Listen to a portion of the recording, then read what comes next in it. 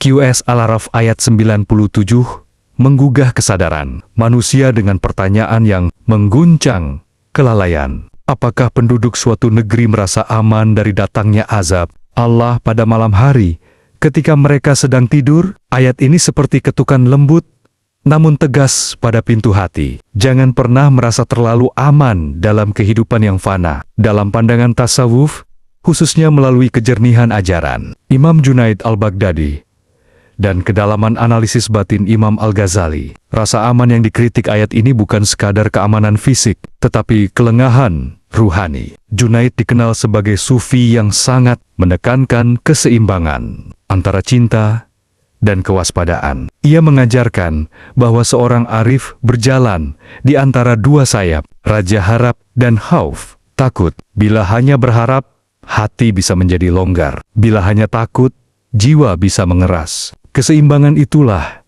yang menjaga kesadaran tetap hidup. Tidur dalam ayat ini dapat dibaca sebagai simbol, bukan hanya tidur jasmani, tetapi kondisi ketika hati tidak lagi peka, menjalani hari tanpa muhasabah, introspeksi, tanpa melihat apakah langkah masih selaras dengan kehendak Allah. Al-Ghazali pernah mengibaratkan hati seperti cermin. Setiap dosa kecil adalah titik debu. Bila dibiarkan, debu itu menebal hingga cermin tak lagi memantulkan cahaya kebenaran. Orang yang merasa aman sering tidak sadar bahwa cerminnya mulai buram. Disinilah tazkiyatun nafs, penyucian jiwa, menjadi jalan, bukan karena manusia harus hidup dalam kecemasan, tetapi agar ia tidak tertidur dalam ilusi kendali. Dunia sering memberi rasa stabil palsu.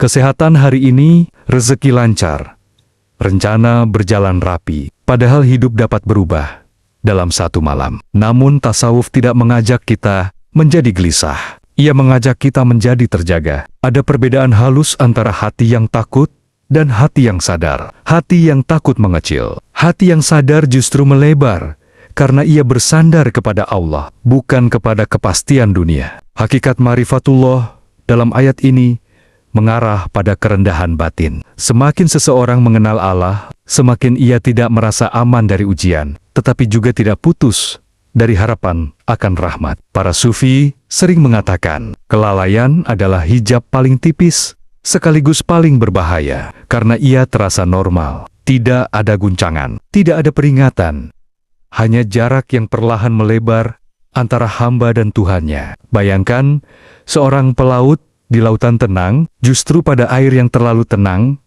ia harus lebih waspada, sebab arus dalam tidak selalu terlihat di permukaan.